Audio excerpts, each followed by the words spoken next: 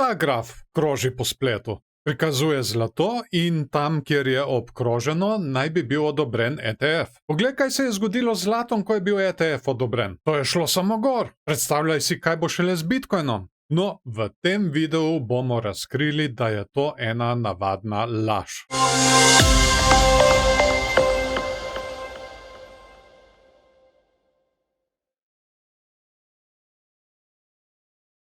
Torej, to je tale graf, ki ste ga zagotovo videli, da kroži po spletu. Tukaj prikazuje, kdaj se je začel Gold ETF, ki se je res začel 18. novembra leta 2004. In potem prikazuje tole eksplozivno rast. Torej, vse lepo in prav, ampak bolj kot sem gledal ta graf, bolj sem se spraševal, zakaj bi ga sploh nekdo uporabil. Prvič, ta graf je star in na voljo imamo zdaj precej boljših grafov. Tukaj vidimo, da imamo podatke samo do leta 2016. No, zdaj smo že leta 2024. Če še malček bolje pogledamo tale graf, vidimo tukaj od spodaj imamo napisan vir, to je goldchartsrus.com. In če gremo na tole spletno stran, se nam odpre tale podoba spletne strani iz 90-ih z zastarelimi grafi. No in potem so se zadeve počasi začele nabirati. Prvič, to ni graf cene zlata ali žlahtnih kovin, temveč pa njihove tržne kapitalizacije. Torej, količina popisanega zlata v skladih krat cena. In kaj je efekt tega? Precej višje številke, kot lahko vidimo tukaj na strani. In s tem tudi precej večje premike, kot lahko vidimo tukaj na tem linearnem grafu. In to je linearni graf. Poleg tega, kar tudi prispeva k višjim številkam, je tudi večja količina zlata in srebra iz leta v leto. Kot vemo, se ga iz leta v leto izkoplje več, kar v bistvu še dodatno prispeva tukaj k tem višjim številkam.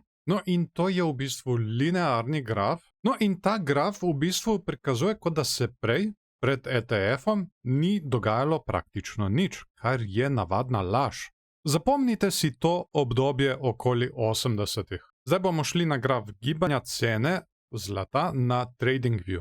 No, to je zdaj linearni graf gibanja cene zlata. Tukaj sem označil, kdaj se je začel Gold ETF in kot vidimo, je res cena šla gor, vse lepo in prav. Ampak tukaj se že vidi ta prva razlika. Se spomnite prej, ko sem rekel, da si zapomnite 80-ta? No, tukaj je tale rast precej večja kot na unem prejšnjem grafu.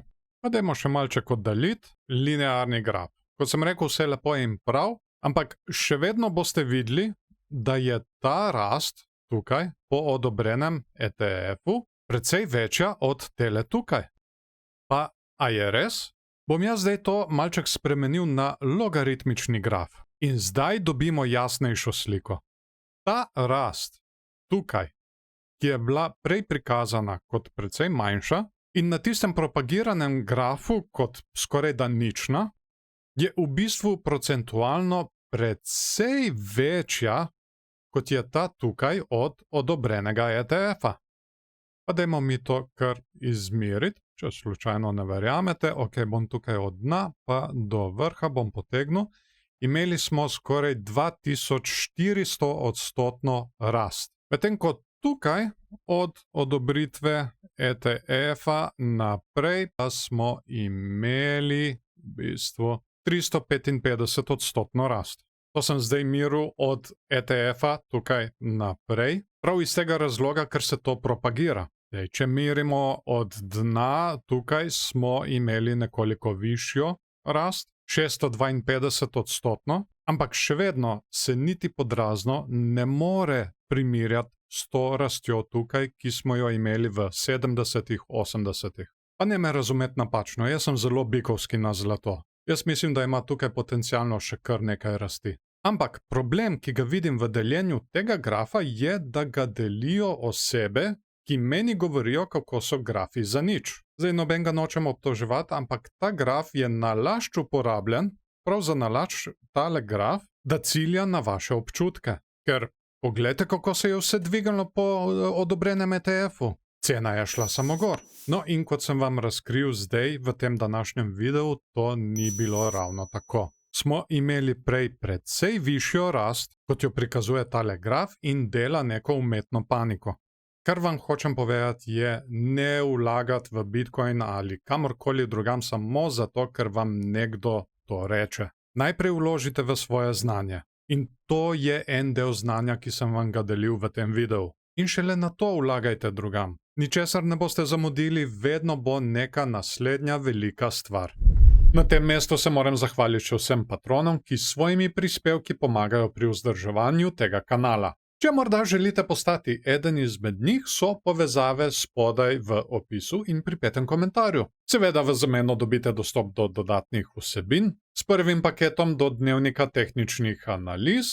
Tam ne obravnavamo samo kripta, ampak tudi ostale trge, kot so delniški in trg žlahtnih kovin. Na paketu višje pa je lepo zaživel Discord. Tam se lepo pogovarjamo o trenutnem stanju na trgih, delimo svoje ideje in gledamo tudi trge na manjših časovnih intervalih. In seveda imajo patroni tudi dodaten popust na moji spletni trgovini. Kolikor so prispevali preko Patreona vse do časa nakupa, lahko uporabijo kot dobro imetje. In nekateri lahko tako celo nakupujejo zastonj. No in ko smo že pri spletni trgovini, ne je pozabiti obiskati. Zdaj je že kar nekaj indikatorjev gor, imamo naprednejši RSI, naprednejši MFI, RSI, ki se kaže kar direktno na svečkah, tudi MFI, ki se kaže kar direktno na svečkah. In poleg tega je tukaj še ARI oziroma Asset Rotation Index. To je indikator, ki ti kaže, kam na kriptotrgu se pretaka denar.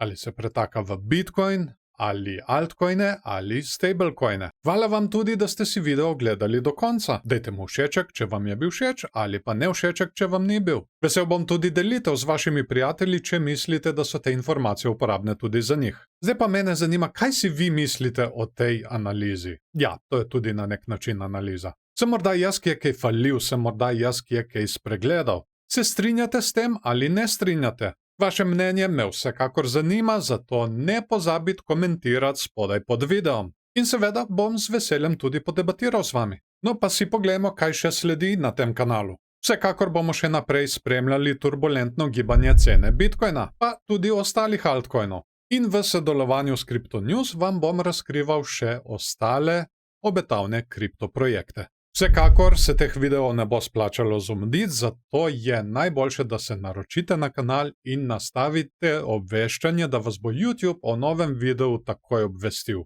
čim ga naložim. Zdaj pa vas še lepo pozdravljam, imejte se fajn, želim vam lep dan še naprej in se vidimo v naslednjem videu.